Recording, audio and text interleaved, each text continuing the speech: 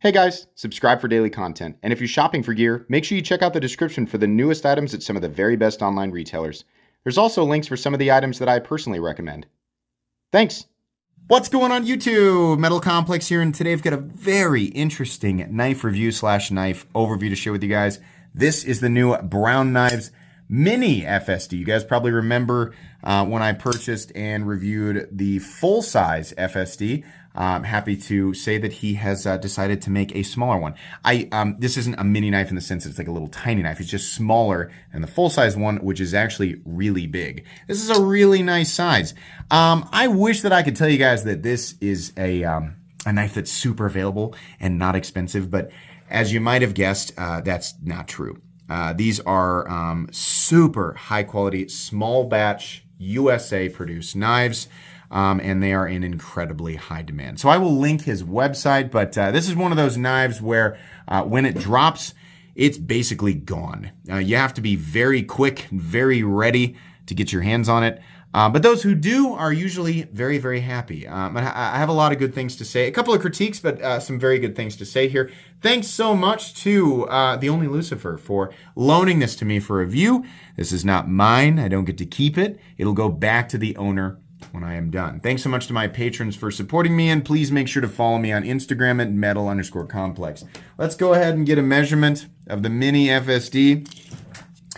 Coming in at 7.75 inches. Overall blade length is coming in just shy of 3.5, about 3.35 inches, and the blade or cutting edge length is about 2.85 inches to make room for this very roomy forward choil. Let's do some size comparisons. I think first up against the full-size FSD.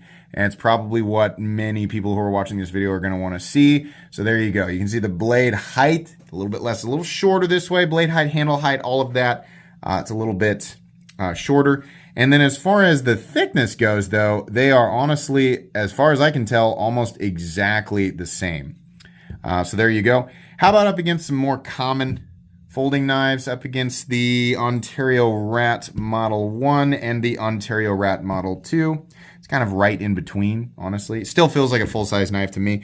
How about up against the Spyderco PM2 and the Spyderco Para 3? There we go. How about up against the Demco AD 20.5? And maybe the Benchmade Bug Out and the Benchmade Grip Tillionaire, in this case, the Ritter Hogue. Again, right in between. So how's the action on this guy? Well, much like its bigger brother, the action is spectacular. If you didn't know, this is a button-operated liner lock. You can see that button, it's not actually a traditional plunge lock. It actually moves a liner lock over, the internal liner lock. That's what's actually engaging with the tang of the blade, but it moves that over. He's opted to put it on the reverse side of, like a normal button lock, or even like the smock that operates the same way. The button is not here because this is a right-handed only knife. There's no way to mount the pocket clip for left-handed carry. He's opted to put it on this side, which means if you're right-handed, you're operating this knife with your index finger versus your thumb, and that's kind of cool. But there's a downside to that. But we'll talk about that here in a sec. The action's very good. You can use the flipper on the back end, which is very low profile. You can front flip it, or you can use this well-placed fuller here to do the reverse flick. It's very satisfying, and it makes a metallic sort of ting noise when you do that. It's really nice. Pushing or depressing that button will result in completely and totally fall shut action. Very, very nice. The action is this is a very fidgety knife, very satisfying knife, and it is no less satisfying than the larger one. It's really nice. In fact, I'd say this one feels a little bit, I kind of prefer manipulating this one. The big one, I love it, right? But after handling the smaller one, I'd say this one just feels a little bit more, I don't know. The big one is great, but it's so big, I just feel like I'm reaching a little bit more, from where I comfortably want to brace before I flip. I'm reaching a little bit more. This one feels a little bit more natural, I guess is what I'm going to say. So, very nice. Anyways, so what are we looking at for materials here? Oh no, we should actually do carry profile first. Thickness up against the Spyderco Para 3. You can see here it's really just a little bit thicker. I'm kind of surprised. I thought it would be about the same, but just a little bit thicker. Length and height up against the PM2 and Para 3. You can see here that this guy is honestly only a little bit longer than the Para 3. Nowhere near as tall, though, and nowhere near the same size as the PM2. For materials, we are looking at titanium, and on this one, we are looking at CPM 154. It says right there if it is CPM 154. They also use 20 CV, indicated by the 20 on this guy. I believe that's the same with these. Honestly, mine was in 20 CV because that's what was available. I would have preferred CPM 154. A lot of people are going to go, but 20 CV is so much more premium. You can get knives that cost less than $100 in CPM 20 CV. We have got to stop blindly worshiping 20 CV. Yes, it will hold an edge longer, and yes, it has better corrosion resistance. It's also nowhere near as tough, though, as CPM 154, and CPM 154 will be much easier to sharpen. And those are, while, those are not everybody's favorite elements, they are certainly elements that you need to consider if you're going to use a knife daily. If you're not going to use this, right, then whatever. Get whatever's available, right? But as far as which one is more appropriate, it depends on what you're going to use it for. Me personally, somebody who does not like to sharpen steels like CPM 20 CV, especially when they're properly heat treated, and definitely doesn't like to sharpen them after they have chipped because they are, M390 or CPM 20 CV is not super tough. So it's much more likely to chip versus properly heat treated CPM 154 during regular use. I would prefer to sharpen CPM 154. I would prefer to not deal with those potential chips and things. So this is a preference for me. I don't feel like a massive chunk of the total cost of this knife comes from the steel. As far as like CPM 154 versus 20 CV, it's not like you're getting like an amazing deal if you get 20 CV and not CPM 154. It's just one of those things that people kind of overvalue, right? Not saying that steel's not important. I'm saying between these two steels, there's no reason to put a massive emphasis on 20 CV. Anyways, let's not open up a Pandora's box in the comments section. Let's see here. So materials on this, CPM 154, titanium, and there's actually just a little bit of milling on. There's actually quite a bit. That's a deep pocket that they've milled out of there. This thing really does feel lightweight. Go ahead and weigh it here for you real quick. Weight on the Mini FSD is coming in at 4.13 ounces versus its bigger brother at 5.04 ounces. Considering we have a 3.35 inch blade, the ratios are not perfect, but they are pretty good, and the knife is balanced. It's a little further back than where you would normally put your index finger in a standard grip, right? But it really does feel lightweight and not cumbersome at all. Full titanium on a knife like this that's nearly the same size as the Ritter Hogue, right? I mean, we're talking pretty close. Is a little bit more bulky knife, but this guy's not full tie, and it's coming in at 4.55 ounces. Right, so what I'm saying is that this is going to be pretty friendly in the pocket. It's not going to be too much work to, put this in the pocket and adapt to it, right? It'll feel pretty familiar. Anyways, let's go ahead and measure blade stock thickness here. Blade stock thickness is coming in at 150 thousandths. I'll go ahead and measure the big one just to make sure that they are the same, or if they're the same. Yeah, and they are. They're both 150 thousandths. All right, meat and potatoes time. Truthfully, this is the exact same experience as the larger one. It's just smaller. And honestly, I think it's better. I think this one makes more sense. The blade shape is just, I don't need, me personally, I don't need this much. There's very few that this knife, very few things this knife will be able to do that this knife will not be able to do, just because of additional cutting edge, right? This is the exact same super high quality package. It's just a smaller package, and I think it works a little bit better. You still have an enormous amount of room to choke up, get behind that edge, right? Move around and get your fingers in exactly the right position depending on what it is you're going to do. And it unfortunately still has that same weird issue where, because of where this is placed, if you are going to choke up, you have to be super cognizant about where this part of how much pressure you're putting on that button, right? If you're going to do this, you really have to be careful, because if you squeeze really hard, guess what happens? You can disengage the lock. That's a bummer. I I think it would be cool if maybe he made some type of, rising guard around this button so that it took more of a deliberate press to disengage it. That way, if you're squeezing it, a lot of the pressure from your hand maybe sits on top of, maybe if this whole area was raised a bit, almost like a very gradual rounded volcano. That way it doesn't, cause a problem ergonomically, but sort of houses and protects that button from accidental disengagement or accidental, pressure. I think that would be cool.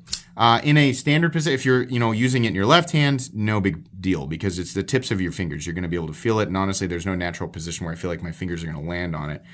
But, most people are going to use this with their right hand because this is a right-handed knife.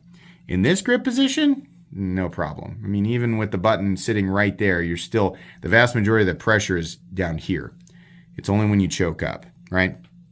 If you can keep your palm off of it, right, and keep the pressure, if you need, pressure in the cut, use your thumb, right, not this part of your hand, then you should be okay. But it is definitely an issue. It's definitely something that I think should be corrected or something. If he continues to make these models, I think that there should be something done because you don't want to disengage the lock while you're using it, right? The lock itself is plenty strong. There's nothing wrong with the lock. If you're not pushing on that button, it's not going to disengage, right? So it's plenty capable, but it is an extra chore to have to think about it, right, while you're using it. So it's kind of, depending on who you are, that might be a major issue. So you got to think about that for yourself. The execution of materials on this knife is incredible. And that's the case with every Brown knife that I have ever seen, ever handled. These are some of the nicest American-made pocket knives in this caliber, right? Which is saying something because there is a lot of competition. If you're new to the knife world and you're thinking, I looked up the price on that. Really? There's a lot of competition? Oh, you have no idea. Welcome to the knife world. Punching pie in the corner, right? But you have no idea. This is a fiercely competitive zone with an enormous population of people who literally will beat down doors for knives like this. This is really, really nice. This is being made by somebody who has expert knowledge of the machines and tools that he's using to create these. Now, I am not a knife maker, not a knife manufacturer. I'm not a metallurgist. I literally know nothing about making knives. I have I've handled and experienced an incredible number of final products, right? Not just like in the knife world, but just like in this specific territory. I've handled a ton of stuff, and I can tell you easily, this is some of the nicest stuff out there. Direct competition, we're talking about like your Koenig knives, right? We're in that territory. These are extremely nice. The scales are not contoured, but these are some of the nicest machining that I've seen on like a flat titanium surface. The edges are just nicely knocked out. There are no hot spots on this knife whatsoever. It is an absolute dream to hang on to. It's very comfortable. I like the little details here, like the rings around the pivot. I love the sort of Captain Planet grid lines that we're looking at. It's kind of a little bit different than the big one. You can see here that these little rectangles sort of gradually they sort of swerve, but they gradually taper off to smaller squares at the bottom. Whereas this is more of a horizontal, I guess, taper from like the larger ones are up here and then they drop down to the smaller ones here. It looks really nice. It just gives that three-dimensional look to it, and it's just beautiful. I love the logo here, the Brown Knives logo here on the pivot. Looks really, really good. The blade, beautiful. You have two choices, I believe. You have satin or satin tumbled. Both of these look satin, but I think they're actually the same finish. If you look closely, they have little, maybe this is this. It's hard for me to tell if is it dust or is it actually tumbled. Mine, what he told me was the satin tumbled. So you can see the satin, like the belt, the machine lines, right? Or the belt satin finish lines, but it's also like lightly tumbled. So I guess that's the case. Slightly different finish on the inside of the fuller, which is nice. Edges of the fuller, they look like they'd be sharp. They're actually really nicely knocked down. Same thing all the way out here, the edge. This drops down to a super thin edge. This was not done at the factory. The owner actually did this, put this edge on, so it is screaming sharp. Mine, the factory edge, I find it to be plenty satisfactory, right? It is very, very thin behind the edge, and it slices very efficiently. The edge that the owner put on this one is a little bit better. So I don't know. My opinion is that the factory edge on these is just fine. I think it depends on, you know, what your definition of fine is, but this was extremely sharp to me. I don't know that there's a whole lot more to say about the blade. That's pretty much it. The backspacer, I really like this. It's it's a little bit wider than the initial lip of the frame, and the frame is cut to accept this slightly wider backspacer, and then you've got the lines that go straight through it. It just looks fully integrated, almost like it's one piece of titanium, right? You kind of have to look closer to realize, oh yeah, there's actually seams there. This is a separate backspacer. Just looks really, really good. I also like how they have integrated the pocket clip into the design. You have a hidden screw holding that in, and it rests on top of a flat area. And then underneath, you can actually see he's printed, and the reason for that flat area is so that you're not, you know, squeezing your pocket seam over texturing that might fray it up. Not that I think that it would, but he has given a there's like a flat area under there. Can we see? I think it says Blaine, Washington underneath. I don't know if you guys are going to be able to see it, but that's what's printed underneath the pocket clip there. This is essentially perfect. Nice rise in the end of the bill, so easy in and out of the pocket with one hand, and the pocket clip is also textured, which is really cool. And the lines follow the lines on the frame perfectly.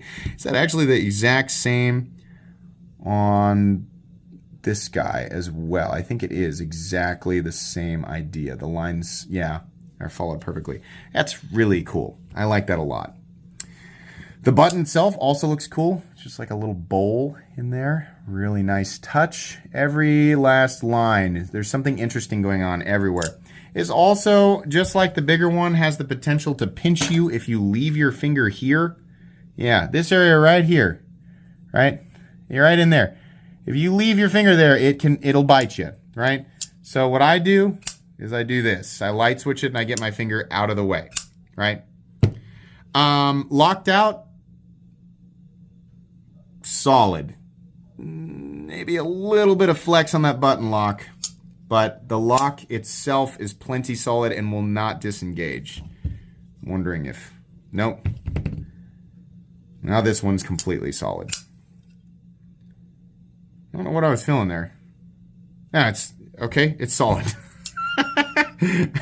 Anyways, maybe it just wasn't, maybe I just didn't have it fully engaged. I'm still testing it again to make sure that that's actually the case. Still solid, okay. No blade play up, down, left, or right. No pivot lash. No stick either off the button.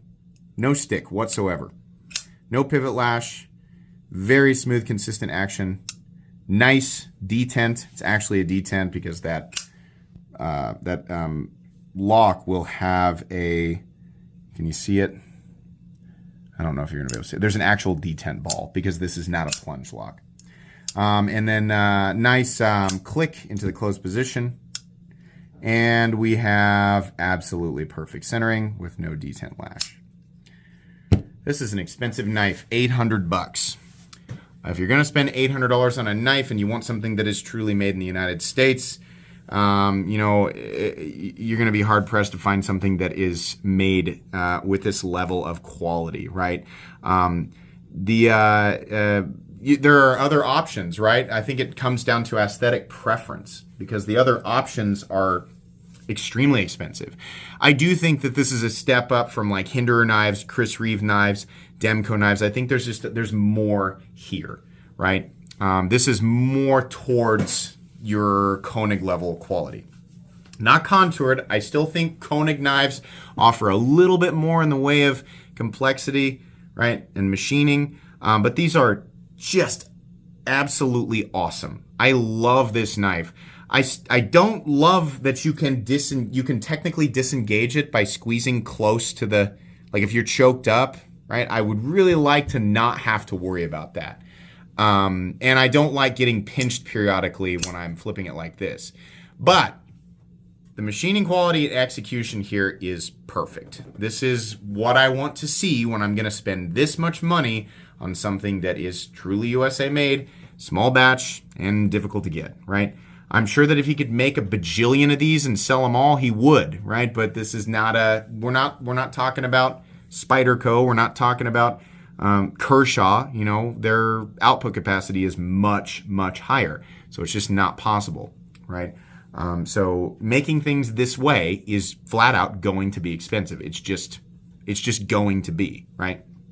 So if this is something that you value, then yes, absolutely. Obviously, I can't recommend an $800 knife to the average person, so I'm not going to. I'm not going to say that everybody should be rushing out trying to spend $800 on these things, right? You're in for a difficult time, justifying $800 for a pocket knife and then actually managing to land one. Those are two difficult things to accomplish, right?